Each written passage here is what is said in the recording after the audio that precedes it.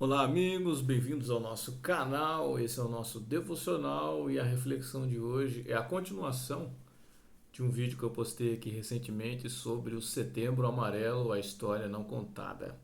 Se você sabia de onde vem esse Setembro Amarelo. E nós vamos continuar falando um pouquinho mais sobre esse assunto, que é aquela coisa que a gente não pode nem falar aqui, que o YouTube derruba o alcance ou não entrega o vídeo, que é aquela atrocidade praticada por pessoas que intentam contra a sua própria vida, né? Aí, falando desse assunto, biblicamente falando, ao público cristão, surge uma questão interessante.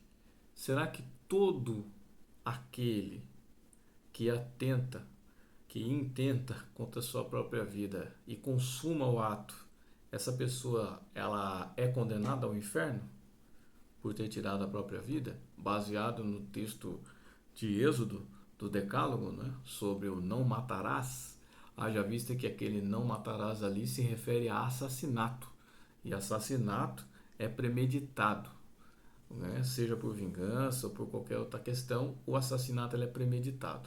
Por quê? Porque antes do Decálogo, o povo que Deus chamou para si já estava matando seus inimigos. E depois do Decálogo, eles continuaram matando seus inimigos. Então, esse não matarás aí não é o matar de legítima defesa, é o matar premeditado, o assassinato premeditado.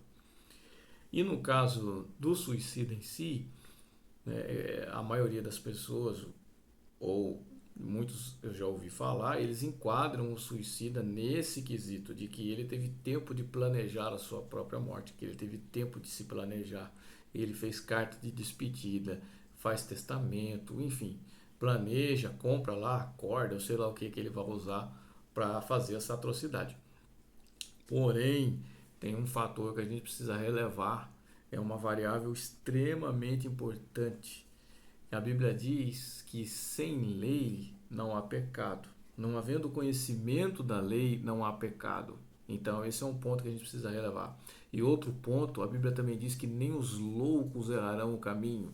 Se nem os loucos errarão o caminho, e a pessoa que cometer o suicídio ali, ela estiver num momento de uma psicose, numa esquizofrenia avançada, de uma depressão profunda, essa pessoa ela não está no controle total das suas faculdades mentais e, portanto, ela não será cobrada por isso.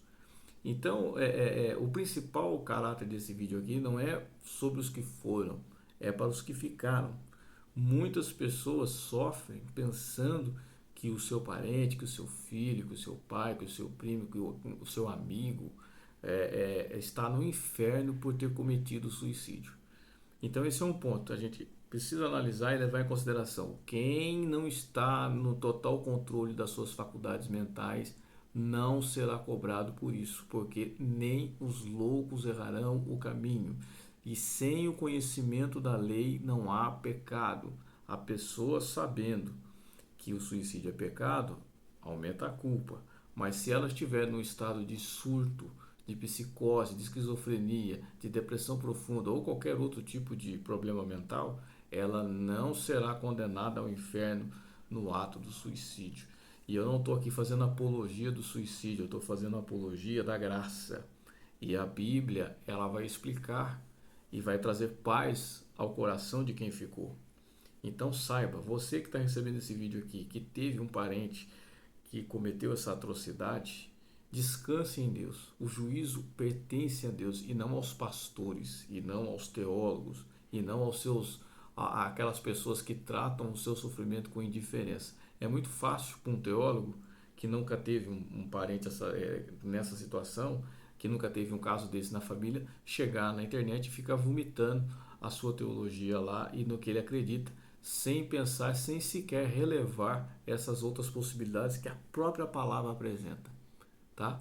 E para você que está nesse beco, nessa escuridão, nesse lugar onde você não enxerga saída, esse lugar onde você perdeu o prazer da vida, nada mais te agrada, nada mais te alegra.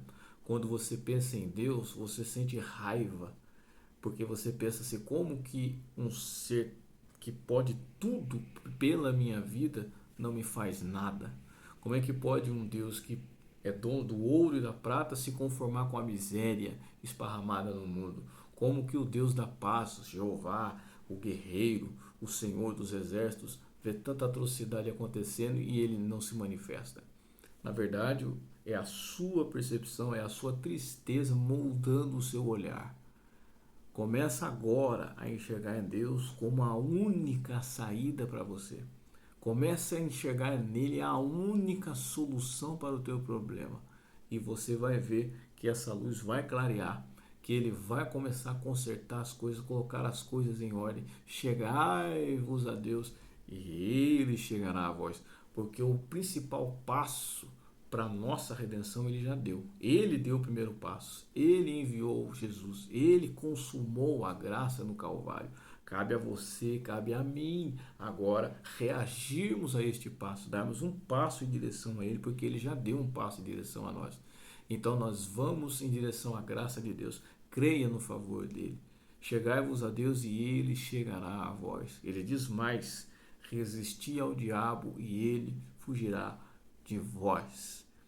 Que Deus em Cristo abençoe você, a sua família, conforte o seu coração se acaso você perdeu alguém nessa atrocidade, nesse ato escabroso.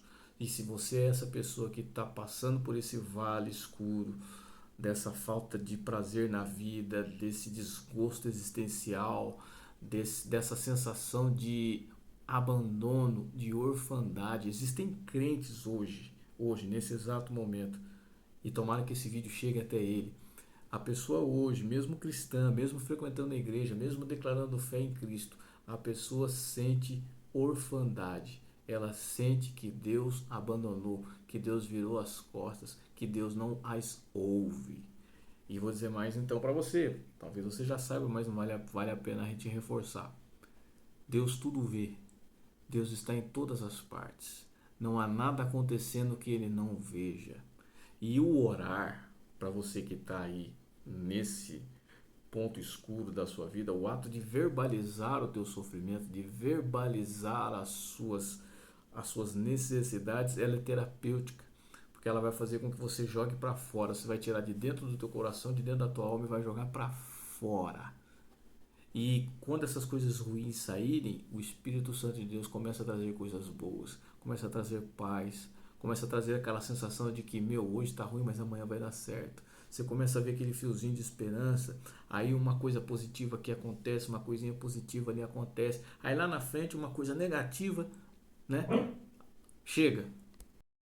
E dizer para você o seguinte, ó, vale a pena viver, principalmente uma vida em Deus.